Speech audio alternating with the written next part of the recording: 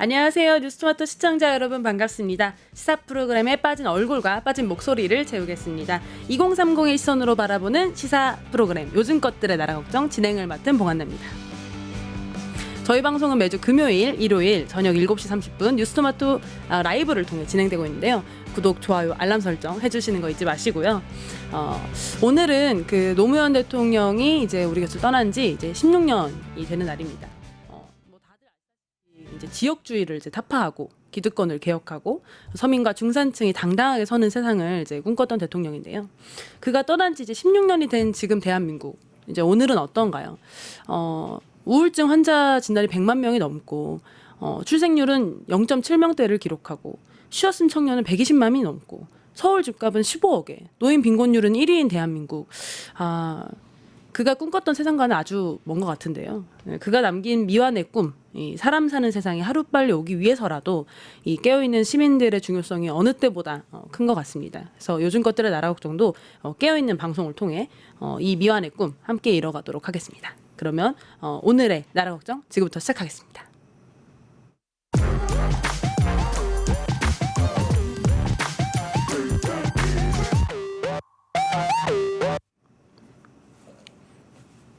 네, 요즘 것들의 나라 걱정 첫 번째 코너죠. 헛소리 금지구역 시간입니다. 이 헛소리 금지구역은 정치권의 말장난과 무책임을 조목조목 따져보는 이제 코너인데요. 오늘은 이제 두 분, 출생률 높이기 연구소 한중주 소장님과 자살하는 대한민국 쓰신 김현성 작가님 두 분 모시고 이야기 나눠보겠습니다. 안녕하세요. 안녕하세요. 안녕하십니까. 아니, 벌써 대선이 11일 앞으로 다가왔어요. 너무 시간이 빠른 것 같은데요. 사실 이 10일이라는 게 각 후보의 어떤 비전과 정책을 검증하기에도 굉장히 짧은 시간인데요. 사실은 이 정책보다는 뭔가 셈법, 뭔가 정치 공학, 그리고 단일화 이런 걸 통해서 좀 진행되고 있는 게 아닌가. 그리고 최근에는 막 선출직도 아닌 배우자 토론회를 하자고 하면서 이게 대선인지 지금 이게 뭔지 이제 본질까지 좀 흐려지고 있는 것 같아요. 그래서 오늘은 이런 정치 셈법이 아주 난무하는 이 대선판을 좀 조목조목 들여다보는 시간 가져보려고 합니다. 첫 번째 순서로는 그 집먼 노인 40분 기다리게 만든 사람 과연 누구일까라는 제목으로 작가님께서 뽑아주셨어요. 예, 안녕하십니까. 자살한 대한민국의 김현성 작가입니다. 사실 저희가 이제 이 집 먼 노인 40분 기다리게 한 사연 최근에 잘 알려지지는 않았는데 어떤 유력 정치인과 연관이 되어 있는 뭐 그런 일이라고 하죠. 저희가 오늘 노무현 대통령 또 기일이기도 하니까 사실 유권자와의 약속에 대해서 먼저 얘기를 좀 해보자면 노무현 전 대통령은 저에게 있어서는 유권자들과 시민들과의 약속을 지키려고 최대한 노력을 했고 만약에 지키지 못하더라도 미안하다, 어쩔 수 없었다, 이러이러해서 하지 못했다라는 그런 유권자들에 대한 일종의 뭐 변명까지도 굉장히 열심히 하려고 노력했던. 근데 그것도 어떻게 보면 민주주의 사회에서 약속을 지키는 행위라고 볼 수 있거든요. 근데 이제 이 정치인이라는 사람이 좀 옛날 얘기긴 합니다만 수신제가 치고 평천하라는 말이 있지 않습니까? 나라를 다스리려면 개인의 어떤 윤리 관념, 도덕 관념부터 올바르게 자리 잡혀 있어야 그가 이 사회를 통솔할 수 있는 사람이 될 수 있다라고 저는 생각하는데 윤여준 전 장관님이라고 계시죠. 뭐 정권을 가리지 않고 사실 책사로 많이 활동을 하셨었고 거의 뭐 지혜주머니다 이런 호칭이 정말로 잘 들어맞는 원로 정치인 중에 한 분인데 그분을 어떤 젊은 정치인이 40분을 기다리게 했다고 하죠. 만날 약속을 잡았는데 안 와서 40분을 기다렸는데 이제 이분이 국회의원이시라고 하는데 국회의원은 의전 차량과 운전기사가 제공이 되지 않습니까? 근데 이 윤 전 장관님께서 방송에서 이 에피소드를 얘기하실 때 말씀하시는 걸 들어보면 본인은 집이 먼데 버스를 타고 가셔야 된다라는 말씀을 하세요. 그러니까 윤 전 장관님이 지금 83이신데 83세 노인분이 집도 먼데 버스를 타고 가셔야 하는데 의전 차량이 있는 사람이 40분을 기다리게 했다라는 것은 어떤 그 사람의 약속에 대한 관념이라든가 어떤 윤리의식, 도덕의식에 조금 우리가 의문을 가져볼 수 있지 않을까 하는, 뭐 저는 잘 모르는 분입니다만 이런 사건에서 뭐 대표님 어떻게 생각하시는지 저 좀 궁금하거든요. 사실 좀 기본적인 태도죠. 왜냐면 윤여준 장관님 나이가 83세세요. 너무 정정해 보이시고 너무 말씀을 잘하셔서 우리가 그가 노인인지 아닌지 헷갈릴 때도 있지만 물리적으로 지금 신체적으로는 노인이세요.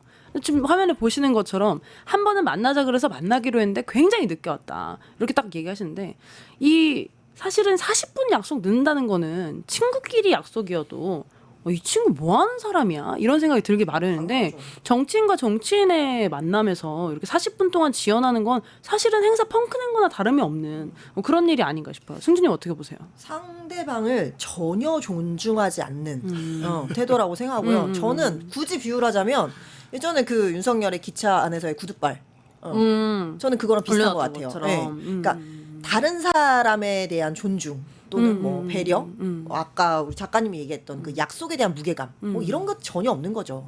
그냥 내 위주. 근데 하나만 얘기하자면 근데 국회의원한테 이제 의전 차량과 기사가 제공된다. 요 말은 조금 오해가 있을 수 있어서, 네 이제 그 비서진 중에서 주로 수행을 하시는 분이 계시는 거고 이제 차량을 그렇죠. 이제 렌트할 수 있는 어떤 예산이 있다는 거 이 정도. 지금 댓글에 보니까 어리당자님께서 이 싸가지가 없다. 싹수가 놀았다. 이준석이라고 실명을 언급해 주셨는데요. 이 주인공이 바로 이준석 의원이. 근데 여기 보시면 윤여준 장관이 만나자고 한 게 아니라 이준석 의원이 만나자고 해서 지금 이게 성사가 된 거였잖아요. 그렇죠? 그게 사실 제일 충격적인 거라고 사실이라고 할 수 있는데 예, 뭐 아무튼 뭐 사람이 사정이 생기면 늦을 수도 있죠. 근데 이제 늦었을 때는 미리 사전에 연락을 구해서 제가 이런 사정이 있으니 정말 죄송합니다. 뭐라고 하든지 아니면 뭐 도착했을 때라도 바로 이제 고개 숙여 사과를 한다든지 이런 사실 일들이 있었으면은 제 생각에는 윤 장관님께서 굳이 이거를 방송에 나가서 이 에피소드를 말씀을 안 하시지 않았을까. 맞아요. 이렇게 말씀을 굳이 방송에 나가서 하셨다라는 것은 우리가 알지 못하는 더 깊은 마음속에 네, 뭐 서운함이라고 말하면 조금 제가 신뢰가 될 수 있겠고 어떤 이 태도죠, 사람은 태도. 그렇죠. 태도에 대한 문제 의식이 그쵸. 윤 장관님한테 있었기 때문에 이건 내가 얘기를 해야 되겠다라고 생각을 하신 게 아닌지 제가 뭐 감히 뭐 예측은 못 하겠습니다. 저는 그런 생각이 또 좀 들더라고요. 저는 정답이라고 생각하고요. 사실은 그 이제 모 후보 이제 7명을 맞추셨어요. 네. 이준석. 네. 근데 그 후보 선대위원장도 그렇게 평가를 하더라고요. 이제 우리 후보는 참으로 매력적인 사람이지만 싸가지가 없다. 싸가지가 없다. 선대위원장이 네. 후보를 네. 그렇게 그렇게 네. 표현하더라고요. 아니 근데 그 당은 공통된 컨센서스예요. 우리가 대선- 합의하고 있어요 지금. 근데 그 당은 대선 후보가 당 대표 디스하고 선대위원장은 후보 디스하고 뭐 그런 거예요? 그런 당이. 좀 그런 이게 네. 제 상식 그것이 바로 개혁이니까. 아, 개혁이니까. 어쨌든 그 당의 시그니처인 것 같습니다. 네, 두 번째 얘기로 넘어가면 국힘 김용태 비대위원장이 최근에 이재명 후보와 김문수 후보 배우자 토론회를 하자 이런 얘기를 했었어요. 네, 이거 제가 가져온 주제인데요. 사실 이제 좀 며칠 된 이슈예요. 네, 이 이야기를 다시 하는 게 이 지금의 이제 국민의힘 김용태 비대위원장 그리고 이제 만 40세 대통령 후보로 나온 이준석 후보 청년 정치인이잖아요. 어떻게 보면 지금 이 대선판에서 가장 핫한 가장 대표적인 청년 정치인인데 이 둘이서 우리 청년 정치인들 진짜 얼굴에 먹칠 다 하고 있다. 그 얘기를 좀 하고 싶어서 가져왔어요. 뭐 아니 저 궁금한 게 막말로 민주당이 배우자 토론회를 하자 이러면 좀 말이라 되는 것 같은데 왜 국힘에서 배우자 토론회를 하자고 하는 거예요? 뭐 그거죠. 이제 김혜경 여사님 얼마 전에 나왔던 그 2심 판결 때문에 네. 그거를 한번 들춰서 먹물을 한번 쫙 뿌려보자 네. 이거였던 것 같아요. 근데 말도 안 되는 소리인 거죠. 그래서 뭐 김건희 그리고 김건희의 또 모친 그 이야기에 대해서는 전혀 뭐 아무것도 해결된 것도 없고 거기에 대해 선을 긋지도 못하면서 굳이 지금 그 김혜경 여사의 그 법화 사건 그거 가지고 지금 물고 늘어져가지고 뭐 배우자 토론하자. 아니 무슨 배우자가 선출직입니까? 아니죠. 토론을 하게? 네. 아니 배우 선출직도 아닌 배우자를 검증을 해서 선출직 후보를 뽑자고 하는 이 개념 이거 맞나요?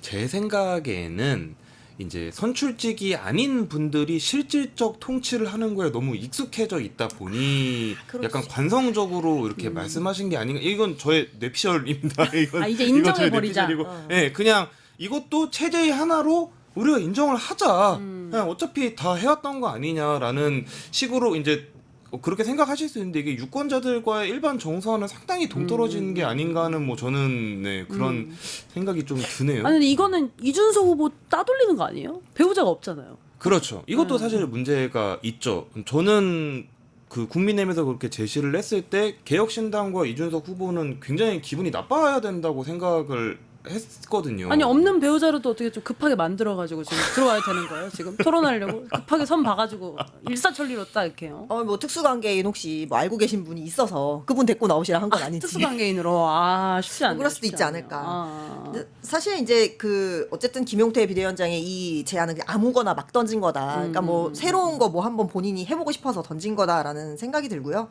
사실 더 하고 싶었던 얘기는 요 뒷얘기예요.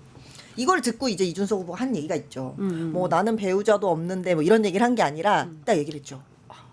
내 앞에 있었으면 완전 혼났을 거다. 진짜 솔직히 김용태라는 정치는 정말 좋아하지 않지만 되게 안쓰럽기도 하고 그리고 어떻게 그래도 공당의 지금 현재 비대위원장이면 당대표급이잖아요. 그런 사람한테 이렇게 공개적인 자리에서 말을 하지 너무 충격 먹었어요. 아직도 모르세요? 지금 노인 40분 기다리게 하시는 분이에요. 준 노인 학대를 지금 일삼는 분께 지금 하긴 이제 그런 어르신한테도 걸. 그렇게 하는데 83세 노인에게도 그렇게 하는데. 동년배한테는 뭐 충분히 가능성 있는 일이기는 저 합니다. 너무 큰 기대를 한 건가요? 아니 저는 워딩에서 이 태도를 느꼈어요. 혼냈을 것. 그러니까 평소에 당에서 얼마나 많은 사람을 혼냈으면 주변에 남아 있는 사람이 없잖아요. 지금. 그러니까 이거 혹시 이게 자료 화면이 있나 모르겠는데 이게 저는 이 기사 나오기 전에 또 뭐가 있었냐면 5.18 기념식 때 약간 그 기념식도 중계하지만 그 뒷이야기 이런 걸 잠깐 스케치들을 하잖아요. 네. 거기에서 보면 둘이 만나요.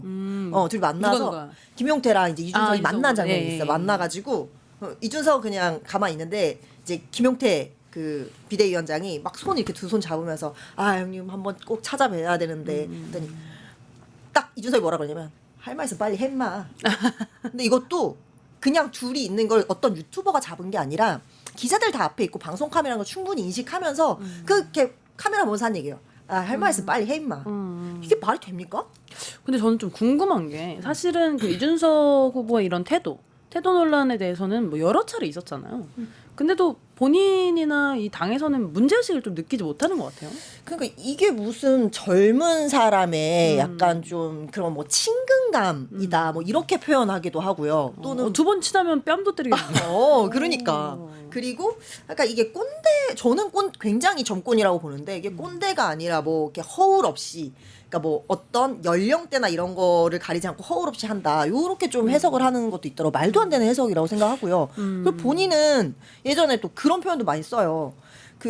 그 언제였죠? 저희 파면되기 전에 이재명 대표가 우리 그 경제부총리한테 당신 지금 직무유기 현행범이다. 뭐 경고 딱 한 거 보고 싸가지가 없다. 이런 표현을 또 썼잖아요. 거의 아버지 뻘인데 이런 표현 너무 지나친 거 아닌가. 근데 본인이 하는 행동은 정말 싸가지가 없다. 이게 하버드 미국 공부를 해서 이런가 지금 미국물 먹어서? 아메리칸 스타일로 지금 미국 대통령 출마하는 건지 지금 상당히 의심스러운 수준이에요. 그러지 마요. 미국에서 유학하고 온 사람들 다 너무 비하하는 거야. 아니 그런 건 아닌데 저희 지금 방금 댓글로 고니님이 의원 배지 한 번 달아준 게 지역 주민들의 실수다. 그러니까 사실 지역 주민들이 그때 이제 이준석 후보를 이제 선택했던 이유, 뭐 김용태 의원 선택한 이유도 똑같지만 그들은 기존의 정치인들과는 다른 모습을 보여주면서 정말 이 국민들과 그 지역 구민들을 위한 정치를 해낼 것이다라는 믿음이 있어서 뽑았던 건데 현실은 뭐 너무나 다르니까 이렇게 댓글 달아주시는 심정이 이해가 될 정도인 것 같아요. 그러니까 이게 약간 뭔가 기존 정치인보다 한 단계 더 업그레이드된 막나감을 보여주고 있다. 그러니까요. 그렇게 진화된 막나감을 보여주고 있다. 또 앞에 또 하나 다른 거 보자면은 이 후보의 문제의식을 후보도 못 느끼지만 당도 못 느낀다라고 제가 말씀드렸잖아요. 그래서 세 번째가 후보뿐만 아니라 캠프의 수준도 낮아 보인다. 최근에 이제 그 함익병 공동선대위원장도 발언이 또 논란이 되는데요. 왜냐면 최근에 그 직연 그 부장판사가 이 룸살롱 간 거 아니냐, 가서 접대받은 거 아니냐 이런 의혹이 있었잖아요. 근데 그거에 대해서 이 함익병 선생님께서 이런 워딩을 썼었어요. 50대 남성이라면 다 가봤다. 없어서 못 간 사람 빼고는 다 가봤다. 거의 뭐 이 몇 매트에서 지금 몇 명을 비하하고 몇 명을 폄하한 건지. 개혁신당 함익병 내 또래 룸살롱 다 가. 이걸로 지금 뉴스를 싹 덮었어요. 어떻게 보셨어요? 굉장히 존재감을 뿜뿜하고 계시죠. 아까 제가 그 후보를 싸가지 없다라고 그 평가했다던 분이 이분이에요. 이분이 라디오 나와서 하신 말씀이에요. 굉장히 좀 뭐 열려 있고 개혁적이지만 싸가지가 없다 뭐 이렇게 했는데 이게 뭐 어쨌든 이 발언에서 사실 지기현 판사 사건도 룸사롱을 갔냐 안 갔냐가 중심이 아니잖아요. 거기에서 접대를 받은 거냐 안 받은 거냐 이게 중심인데 말도 안 되는 걸로 뭐 50대 남자들 룸사롱을 다 갔다라는 이상한 말을 하는데 이분이 어떤 사람이냐면 이 직전에는 윤석열 캠프에서도 인선이 됐었어요. 원래. 그랬죠. 그리고 그 왜 의사 출신의 유명한 사람 하면 제일 양대산맥으로 떠오르는 게 안철수, 함익병 요렇게 같은 급으로 요렇게 그러니까 예전에는 좀 같은 거로 많이 됐었고 근데 이 사람이 윤석열 캠프에서도 오죽하면 7시간 만에 인선이 취소가 됐어요. 7시간이. 7시간 만에 하루도 안 걸렸어. 내란보다 조금 길었네. 내란 인선. 내란보다는 조금 길었네. 조금 길었네. 그래서 이렇게 단축시켰나? 아무튼 이제 이분이 7시간 만에 이제 인선이 취소됐었는데 이 사람이 뭐 때문에 취소가 됐냐면 2014년에 월간조선이라는 이제 잡지랑 인터뷰를 하거든요. 그 내용 때문에 그래요. 그 제가 이제 워딩을 좀 갖고 왔는데 자료 있으시면 한번 보여주시고요. 독재가 왜 잘못된 것인가 이건가요? 네네네 맞아요. 그러니까 독재가 왜 잘못된 건가요? 이러면서 아니 대한민국이 1960년대에 민주화 됐었다면 지금처럼 이렇게 발전했겠냐 이런 말도 안 되는 이제 얘기를 했어요. 저는 박정희의 독재가 큰 역할을 했다고 봅니다. 이런 말씀하셨네요. 네, 어마어마한 얘기를 하셨고 그래서 독재 미화 이것 때문에 이제 인선이 취소가 됐고 근데 저는 이거 말고 하나 더 있거든요. 이때 인터뷰할 때 뭐 자식들이 몇 살이었는지 모르겠는데 어쨌든 투표권이 있었나 봐요. 근데 제 자식들은 지금까지 투표권 행사를 못 합니다라고 얘기를 한 거예요. 왜요? 그랬더니 너네는 아직 그 국민의 4대 의무를 다하지 않았으니까 그러니까 군대를 안 갔다 왔다고 너네 국민의 4대 의무를 다한 게 아니니까 투표권을 행사하면 안 된다고 자기가 제재를 시켰다는 거예요. 위헌 행위를 본인의 가정에서 그렇죠. 그렇게 그러면서 여성들이 이제 군대를 안 가잖아요. 그렇죠. 그러면서 여성들은 국방의 의무를 이제 이행하지 않으니까 너네는 권리를 4분의 3만 행사해야 돼. 요런 막말까지도 했던 분이에요. 그럼 4분의 1표만, 4분의 3표만 4분의 하시는 3표만 거네요? 해라. 여성은 1인당 4분의 3표다. 뭐 이런. 4분의 3만 권리 행사를 하는 거니까 그러니까 투표권을 행사할 수 없다는 말이겠죠. 아니 근데 저는 이거 들으면서 그럼 이런 분의 논리라면 4.4 5입 해가지고 한 표인 거 아닙니까? 독재하시는 분들의 어떤 논리로라면 그럴 수 있나요? 그래서 이런 생각을 갖고 있는 사람이 이게 또 지금 조명이 된 게 아니라 제가 말씀드렸다시피 이미 윤석열 캠프 그때 인선될 때 조명이 됐었단 말이에요. 이 발언 때문에 그 인선이 취소가 된 건데 이런 사람을 어쨌든 뭐 영입을 이준석이 했는지 뭐 김종인 위원장이 했는지 모르겠지만 데리고 와서 이런 사람을 선관위원장을 시키고 선대위원장에 앉히고 그러면 그 후보 당사자는 도대체 내란 종식의 의지가 있는 건지 독재 옹호 같이 하는 건지 무슨 생각으로 이런 사람들 선대위원장 우리 캠프에 지금 수장으로 앉혀놨는지 그게 너무 궁금해요. 근데 짝이 잘 맞나 봐요.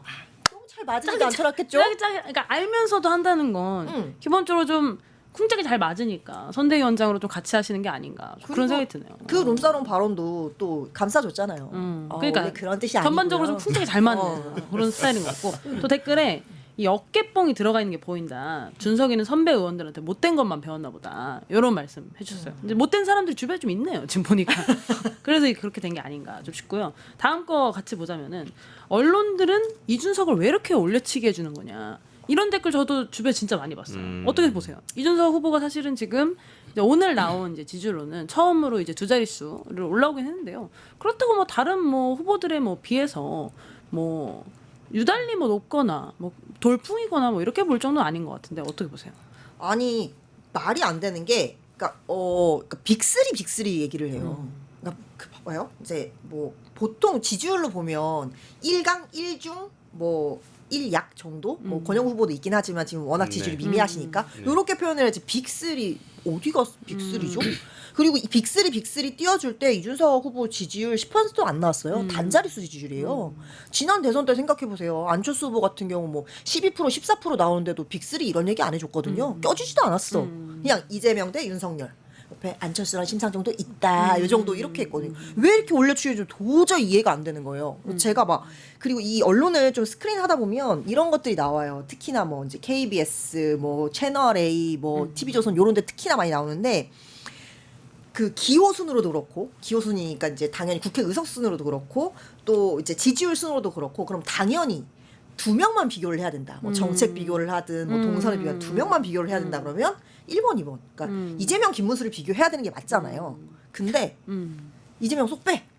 김문수랑 이준석을 비교하는 그런 뭐 썸네일 그런 기사들이 굉장히 많이 나와요. 그것도 아마 자료화면 있을 수도 있는데 너무 과한 올려치기가 지금 되고 있는 거 아니냐. 뭐 이런 말씀이신 그러니까 거예요. 뭐 단일화 얘기를 할 때 사실 둘만 이야기할 수는 있지만 단일화 주제 이슈가 아니라 일반적인 뭐 어떤 공약을 얘기한다거나 아니면 뭐 둘이 어디서 뭐 이제 뭐 유세를 했다 이런 얘기를 할 때 왜 둘만 딱 떼서 이 얘기를 해주냐고. 이거는 둘이 유력 후보다 이런 식으로 약간 스크린 해주는 것밖에 안 되잖아요. 근데 저는 뭐 사실은 이제 선거에서 젊은 후보가 나오면 주목받는 건 좀 당연하다고 생각해요. 왜냐면 그렇죠. 워낙 그렇죠. 이제 나이대가 높으신 분들이 많이 나오고 젊은 후보에 대한 기대가 있으니까.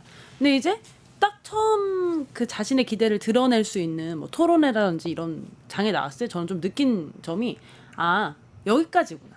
이 이상으로 좀 갈 수 있는 파괴력. 그러니까 흔히 우리가 노무현 얘기할 때 노무현 대통령이 이 2%대 이제 적은 지지율로 해서 출발해서 점점 이제 폭발적인 이제 지지율을 이제 나타냈었잖아요. 그래서 이준석 후보도 맨날 입에 그 노무현 대통령이 달고 있는 것 같은데 그런 폭발력은 없이 그냥 이제 그 어떤 자기 최면적 나는 노무현이다 이런 걸 하고 있는 게 아닌가 지금 어떻게 보셨어요? 일단 저는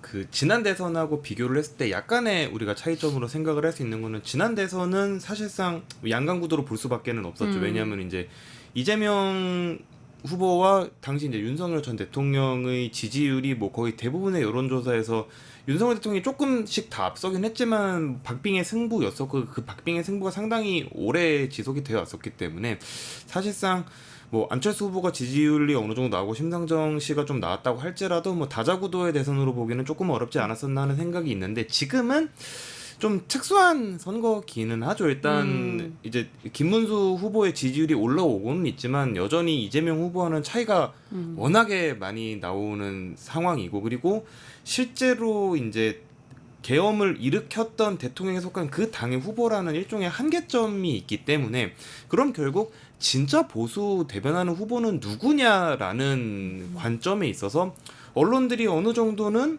이준석 후보한테 스포트라이트를 좀 더 배분하는 것도 저는 뭐 기계적으로는 사실 우리가 이해는 해볼 수 있다. 선거 구도 관점에서 기계적으로 이해는 해볼 수 있다. 그리고 사실 이거는 제가 이제 조금 생각은 해본 건데 이준석 후보 같은 경우에는 지금의 선거 구도에서 약간 유리한 점이 좀 있다고 생각이 돼요. 있죠. 왜 그러냐면 사실 이재명 후보와 김문수 후보는 행정 경험도 있고 의정 활동 경험도 다 있어서 자신들의 치적이 있는 사람들이 있거든요. 근데 이제 그분들이 뭐 행정가와 의정 활동을 할 때 특히 김문수 후보는 좀 많이 옛날 얘기니까 이제 그랬을 때와 사실 지금의 사회는 조금 뭐 사회 경제적인 구조가 많이 바뀌어 있었기 때문에 이준석 후보 같은 경우에는 이 기존에 이분들이 쌓아왔던 레거시를 계속 그냥 공격만 하면서 자기 아이디어만 던지는 거거든요. 근데 엄밀하게 따지자면 이준석 후보는 정치를 하면서 특별히 한 게 없는 사람이에요. 성과가 없다. 네, 그냥 뭐 행정가를 해본 적도 없고 국회의원은 10년 고생해서 이번에 처음 했지만 사실 그거는 본인이 정치적인 성과를 취득을 한 당대표를 했다거나 한 것도 본인이 정치적인 성과를 취득을 한 것이지 실제로 땅에 발 붙이고 뭐 지역 주민을 위해서 내가 뭘 해서 이런 저런 정책들을 해봤고 이런 경험이 없는 사람이에요. 사실 그래서 머릿속에 아이디어밖에 없는데 워낙 이제 요즘에 뭐 경제가 저성장화가 되어 있고 이제 세대 갈등, 젠더 갈등이 심하다고 하고 이제 이러다 보니 그 사람들이 기존의 질서를 이제 이준석 후보가 기존의 질서를 자기 아이디어를 가지고 공격을 하는 것 자체가 기존의 후보들은 방어하기가 좀 쉽지가 않은 측면도 사실 있는 거거든요. 그래서 이제 그런 측면에서 이준석 후보는 역설적으로 본인이 별로 해온 게 없었기 때문에 약간 이 대선에서 존재감을 드러내기에 조금 더 유리한 위치이고 그렇기 때문에 공격자의 위치에만 설 수밖에 없다라는 그런 어떤 유리한 점 때문에 언론의 스포트라이트가 또 좀 더 가는 게 아닌가라는 그런 생각이 들어서 저는 이제 뭐 이재명 캠프든 김문수 캠프든지 간에 이런 현실을 직시를 하고 선거 전략을 조금 만들어 가보면 좋지 않을까 요런 정도까지 생각을 한번 해봤었어요. 저는 좀 생각이 드는 게 이준석 후보는 자기가 쓸 수 있는 재료를 다 쓴 것 같아요. 이준석 후보가 쓸 수 있는 재료가 첫 번째가 젊음이거든요. 젊다는 거 써서 지금 제가 보기엔 이제 오퍼 제일 큰 때에서 거죠. 이제 10%. 그리고 이 국민의힘이라는 이 거대 어쨌든 당에 이제 당 대표를 해봤다는 것 이게 사실 가장 큰 자산이거든요. 네.